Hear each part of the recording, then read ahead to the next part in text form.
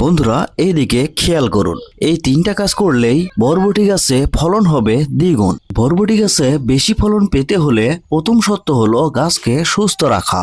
আর গাছকে সুস্থ রাখতে হলে সঠিক সময় সঠিক সার এবং সঠিক পরিচর্যা করা অত্যন্ত জরুরি। প্রথমেই আসি সার ব্যবস্থাপনা। বরবটি গাছে জৈব সার যেমন গোবর বা কম্পোস্ট ব্যবহার করলেই গাছ দ্রুত বৃদ্ধি পায়।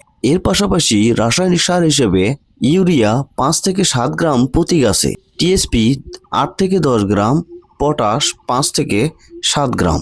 এই সারগুলো 10 থেকে 12 দিন পর পর অল্প অল্প করে গাছের গোড়ায় প্রয়োগ করতে হবে। সার দেওয়ার পর হালকা পানি দিতে হবে।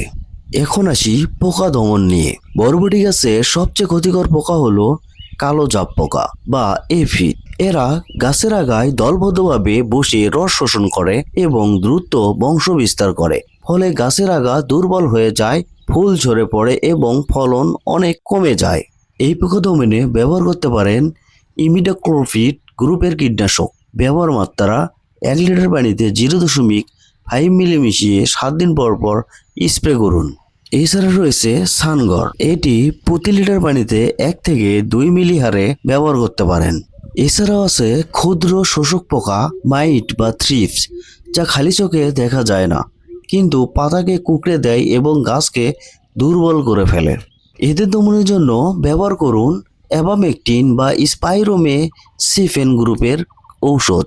এটির ব্যবহার বিধি: 1 লিটার পানিতে 0.5 থেকে 1 মিলি হারে মিশিয়ে স্প্রে করুন। বন্ধুরা চলুন এবার জানবো কিছু গুরুত্বপূর্ণ টিপস। গাছের আগা সবসময় সুস্থ রাখতে হবে। আগা ভালো থাকলে বেশি ফুল আসবে, আর ফুল বেশি হলে ফলনও দ্বিগুণ হবে। প্রতি সপ্তাহে গাছ পর্যবেক্ষণ করুন।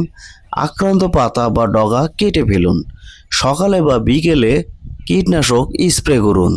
পরিশেষে আপনি যদি নিয়মিত সার ও কীটনাশক ব্যবহার করেন তাহলে আপনার বরবটি গাছের প্রচুর ফুল ও ফল হবে এবং ফলন হবে আগের থেকে অনেক বেশি।